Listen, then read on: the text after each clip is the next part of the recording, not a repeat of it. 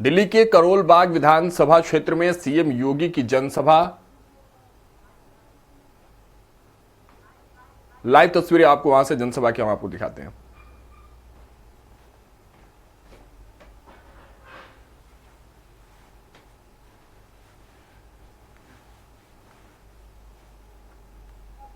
करोड़ श्रद्धालुओं ने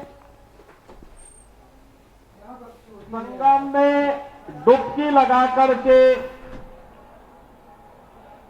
वहां पर पुण्य के भागीदार बने हैं। बहनों और भाइयों,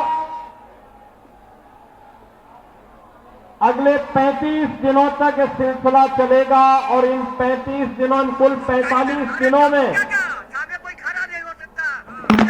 प्रयागराज की धरती पर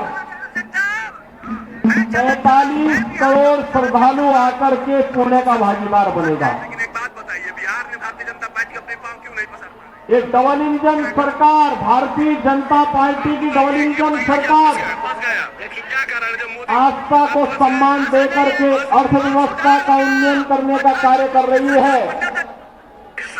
ये केवल भारतीय जनता पार्टी कर सकती है। छतरपुर में आस्था का भी सम्मान है और अर्थव्यवस्था को उसके माध्यम से एक नई गति देने का भी वहां माध्यम बना हुआ है।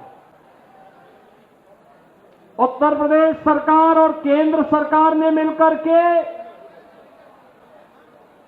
महाकुंभ के महाआयोजन में 7,500 करोड़ रुपए खर्च किए, लेकिन इससे उत्तर प्रदेश की अर्थव्यवस्था में 2 लाख करोड़ रुपए से अधिक की वृद्धि होने वाली है।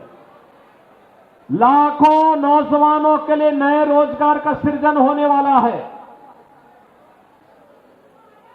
उत्तर प्रदेश के बारे में जनता की धारणा को बदलने वाला है और उत्तर प्रदेश में पर्यटन के एक नए सर्किट के रूप में प्रयागराज, अयोध्या और काशी का दर्शन देश और दुनिया को करने का अवसर प्राप्त हो रहा है। बहनों और भाइयों, अनुमान करिए आज से 10 वर्ष पहले उत्तर प्रदेश के बारे में लोगों की क्या धारणा बन चुकी थी।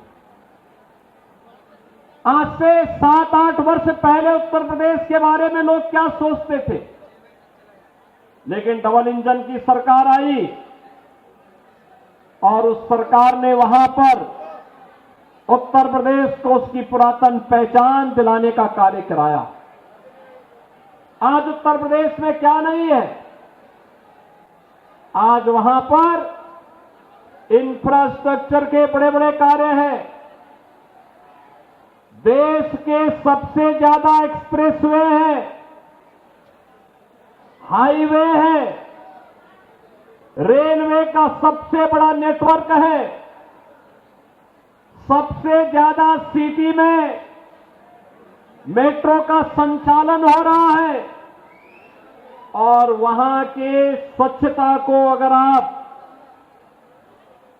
तुलना करेंगे तो आपको आज नजर आएगा। ज्यादा दूर मत जाइए, दिल्ली से लगे हुए उत्तर प्रदेश के महानगरों को देख लीजिए और दिल्ली के अंदर आम आदमी के कारनामों को आप तुलना कर लीजिए तो आपको अंतर स्पष्ट नजर आ जाएगा। और मैं इसीलिए आपसे कहने के लिए आया हूं, दिल्ली की यात्रा आज से प्रारंभ नहीं होती। 5,000 वर्षों का इतिहास है दिल्ली का।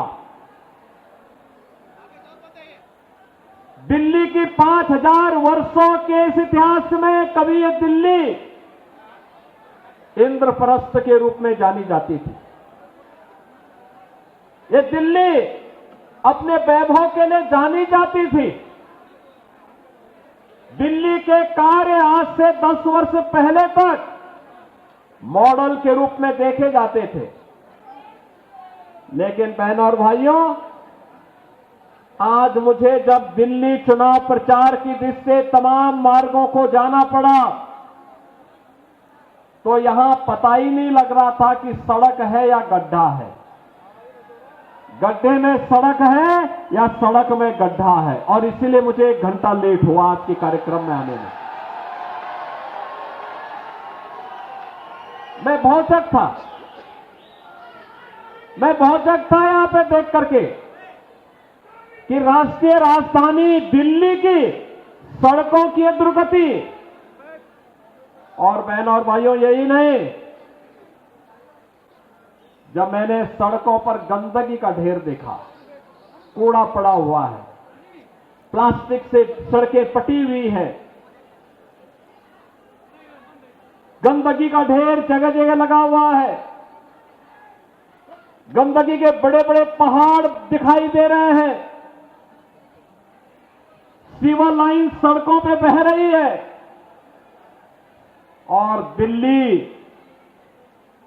अभी तो ये जनवरी चल रहा है, आप देखना फरवरी के बाद जब पेयजल का संकट आता है, टैंकर माफिया यहां पे हावी होगा, तब का क्या दृश्य होता है।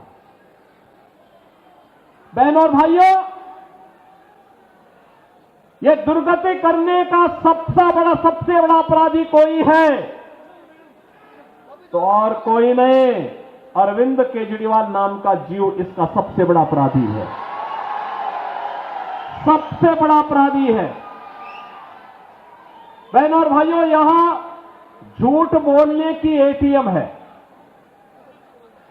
सुबह से लेकर सायकाल तक एक से एक झूठ को बड़ी होशियारी के साथ गढ़ने वाला व्यक्ति है।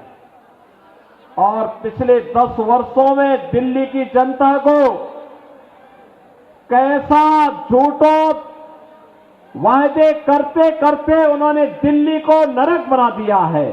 और दिल्ली के आम आदमी पार्टी की सरकार के कारनामों का पाप